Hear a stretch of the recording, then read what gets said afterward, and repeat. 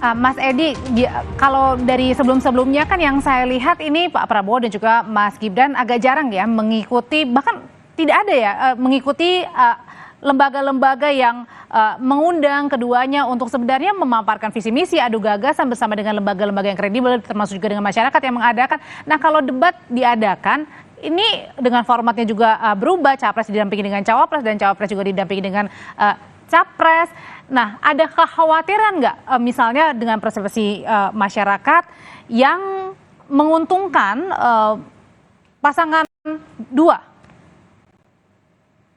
Mungkin saya ingin tanggapi dulu pernyataan pertanyaan pertama bahwa Pak Prabowo dan Mas Gibran jarang melakukan dialog diskusi publik. Perlu saya sampaikan Pak Prabowo sangat rajin melakukan itu dengan PP Muhammadiyah, dengan CSIS dan lembaga lainnya. Berdua maksudnya, Mas? Ya. Ya, makanya biar saya selesaikan dulu silakan. ya. Dan ini kita masih dalam tahapan awal kampanye. Jadi masih banyak juga event yang nanti dihadiri oleh beliau-beliau itu secara bersama-sama. Gitu. Jadi maksud saya kemarin itu mungkin masih belum dalam tahapan kampanye. Ya sekarang ini dalam tahapan kampanye saya kira berdua itu nanti akan tampil lebih sering lagi. Nah itu. Jadi menurut hemat kami itu yang mungkin menjadi statement yang perlu kami sampaikan di sini. Nah, kedua, kalau ditanyakan kekhawatiran, saya kira tidak ada kekhawatiran ya, karena dalam hal ini masing-masing memiliki kelebihan dan masing-masing memiliki porsi untuk menyampaikan pandangan, gagasan sesuai dengan apa yang sudah mereka kuasai. Seperti Pak Prabowo, kita sudah tahu apa yang menjadi kompetensi beliau, dan beliau juga punya pengalaman dalam debat Pilpres. Mas Gibran juga dalam hal ini memiliki kompetensi di bidang UMKM, di bidang pengelolaan tata kota, di bidang startup dan lain-lain. Jadi saya kira hal-hal tersebut tentu tidak mengkhawatirkan kami. Kalau memang kita bicara, memang perlu ada adu gagasan terkait isu-isu yang memang sudah ditetapkan apa saja temanya. Mbak Nia Hayatul, dengan pengubahan format debat capres yang biasanya sudah dilakukan di 5 tahun sebelumnya, ini berbeda kali ini didampingi masing-masing begitu ya. Apa sih yang dilihatnya, Mbak? Kalau kami kan duit tunggal sebenarnya, Mbak. Jadi kami itu selalu bilang bahwa kami ini, paslon kami ini adalah duit tunggal. Dalam artian paslon kami ini punya kualitas yang sama. Jadi adanya pendampingan atau tidak itu tidak memberikan efek apapun. Yang jelas paslon kami siap untuk adu gagasan, adu berdebat, adu visi misi dengan paslon-paslon lainnya. Jadi sebenarnya ini tidak akan mempengaruhi apapun. Ada cuma satu kata, siap kita. Termasuk Caimin ya, Mbak Nia itu? Oh iya dong. Beliau walaupun katakan walaupun tadi dikatakan Mas Adi, Pak Muhaimin tidak memiliki pengalaman untuk debat, tidak memiliki pengalaman debat di pilkada. Tapi coba track record beliau ketika menjadi wakil ketua DPR termuda sejak umur 35 tahun, itu bagaimana lobbying, negosiasi, debat itu sudah menjadi jagonya beliau. Kalau bagi Mas Andi sendiri, bagi tim 3 TPN gitu ya, sebenarnya apa sih yang dilihatnya dengan perubahan format kali ini di Pilpres 2024, menimbulkan persepsi masyarakat seperti apa yang dilihatnya, Mas Andi? Seperti yang tadi disampaikan Mbak Nia Hayatul ya, sebetulnya belum diputuskan. Yang baru diputuskan itu Jakarta 5 kali debat dan tanggal. Oh, jadi artinya masih bisa berubah formatnya? Ya, mestinya ada rapat hari Jumat jam 2 siang, kalau saya tidak salah, tapi diputuskan di rapat sebelumnya. Lalu KPU-nya sampai membatalkan rapat jam 2 siang itu, dan sampai hari ini kami tidak tahu rapat berikutnya kapan. Apa sudah ada, Mbak? Alasan rapat pembatalannya? Kapan? Belum ada, sepertinya kita belum mendapat undangan dari KPU. Kami sampai hari ini tidak tahu kapan rapat berikutnya. Kami diminta untuk menyampaikan usulan tertulis. 03 sudah menyampaikan usulan tertulisnya, sangat detail, ditandatangan langsung oleh Pak Arsyad sebagai ketua dan Pak Hasto sebagai sekretaris. Oke, Mas Andi kan juga Mas Andi adalah tim pemenangan di 2019 ya. Ya, apa tadi alasan penundaan dan lain sebagainya, ini sebenarnya ada nggak sih tarik ulur di dalam debat sendiri? Iya, prosesnya terjadi tarik ulurnya. Memang Ya, seperti itu. Ya, seperti yang tadi disampaikan Mbak Diayatul, ada tarik ulurnya, ada usulan tidak ada debat, Di cuma 2019 maksudnya, Mas? Berkaca 5 tahun yang lalu. Untuk debatnya tidak. Oke. Untuk format debat tidak ada tarik ulur di format debat.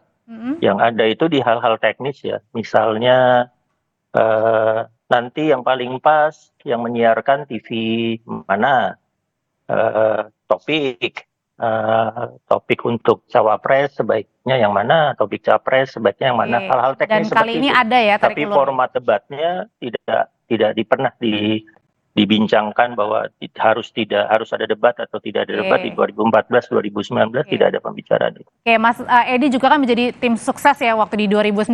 Sebenarnya ada debat kali ini maksudnya formatnya aja didebatin gitu. Sebenarnya apa sih yang menjadi kendalanya, problemnya sampai sekarang belum dipanggil-panggil sama KPU juga itu, Mas Edi? Ya itu mungkin pertanyaan harus ditanyakan ke KPU, bukan ke kami karena menggunakan. Karena kan Mas Edi juga beliau berpengalaman di KPU. 2019 nih.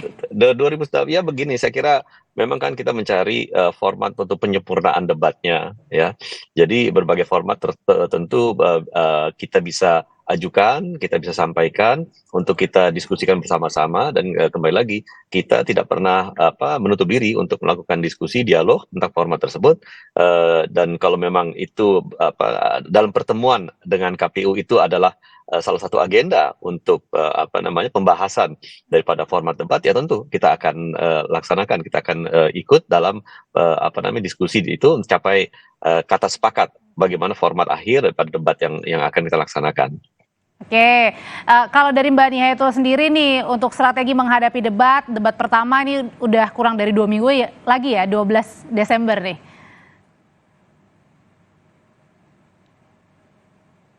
Jadi strateginya sebenarnya kalau soal skill kami sudah sangat yakin yang namanya dengan paslon kami itu sudah sangat punya skill untuk bagaimana melakukan debat, punya skill untuk bagaimana menyampaikan materi visi misi dengan baik dan sebagainya. Nah, persiapannya sebenarnya lebih pada persiapan pada ini ya, mungkin sehari atau 2 hari sebelum debat mungkin perlu break dulu, contoh seperti itu, untuk break untuk tidak keluar kota, karena paslon kami ini Pak Muhaimin sekarang posisinya sedang di daerah Riau, lalu Pak Anies sedang di Medan. Beliau tidak pernah berhenti untuk muter ke seluruh Indonesia. Jadi mungkin hanya butuh 1 hari untuk break dulu sebelum debat. Istirahat ya. Untuk menyiapkan mungkin biar bisa istirahat sebentar ya. Oke, baik. Dan untuk memastikan beliau ada di Jakarta tanggal 12 itu. Iya, jangan kemana-mana.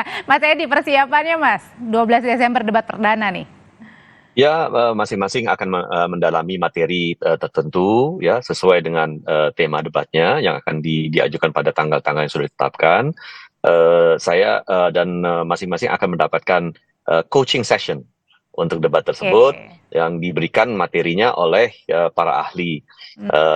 Dan dalam hal ini ya termasuk saya juga akan memberikan nanti masukan terkait beberapa isu sesuai dengan tupoksi saya di DPR RI. Tetapi menurut saya coaching session itu akan dilaksanakan. Coaching session itu termasuk debat cawapres juga ada, khusus cawapresnya? Ya, capres-cawapres kan akan di-coaching dua-duanya. Oke. Karena mereka adalah peserta daripada debat itu. Dan itu saya kira merupakan latihan yang memang kita sudah laksanakan di dalam pilpres ke pilpres. Kami kebetulan sudah 2 kali mendukung Pak Prabowo, ini yang ketiga kalinya. Jadi kami sangat optimis bahwa beliau adalah orang yang sangat cepat untuk menangkap dan sangat cepat untuk bisa menanggapi isu-isu penting. Kalau Pak Prabowo kan sudah paham mengikuti debat pilpres terutama, Mas Edi. Kalau Mas Gibran?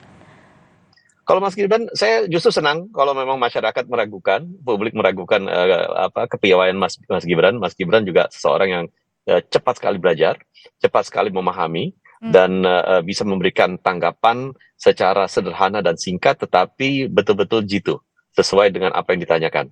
Jadi saya kira ya kita lihat saja nanti pada tanggalnya, pada saatnya itu kita meyakini bahwa beliau akan berperforma secara sangat baik. Oke, ada coaching kliniknya nanti buat capres dan juga cawapres. Mas Andi, persiapannya Mas Ganjar dan juga Pak Mahfud. Nah, ini coaching kliniknya sedang dilakukan sekarang. Mereka bergerak ke daerah-daerah Udah itu start dalam nih. rangka Oh, coaching. oh, oke oke. Dalam rangka coaching, bertemu dengan masyarakat, tanya langsung tentang tema-tema debat, apa yang menjadi masukan dari mereka, sehingga mereka langsung mendapatkan pandangan lapangan, pandangan real, apa yang menjadi masalah-masalah yang bisa digali. Coaching klinik terbaik selalu pada saat bertemu dengan masyarakat. Kalau untuk kekompakan nih, karena kan nanti masing-masing ada didampingi nih, capres, didampingi cawapresnya dan sebaliknya. Ya chemistry-nya sudah jalan sebetulnya, karena sudah 2 bulanan berinteraksi, lalu antara tim TPN dengan tim intinya Mas Ganjar, dengan tim intinya Pak Mahfud juga rutin bertemu, tapi yang paling penting selama Mas Ganjar dengan Pak Mahfud bergerak ke wilayah-wilayah, ya mereka langsung menemukan masalah-masalah real dan secara cepat mencari solusi-solusi. Baik, masing-masing tim ini sudah mempersiapkan strateginya. Paslon nomor 1 lebih ke istirahatnya, kedua paslon nomor 2 coaching klinik, dan ketiga sedang menjalankan coaching klinik datang ke masyarakat. Terima kasih Bapak dan Ibu, sehat selalu, kita ketemu lagi di lain kesempatan. Terima kasih. Terima kasih. Terima kasih.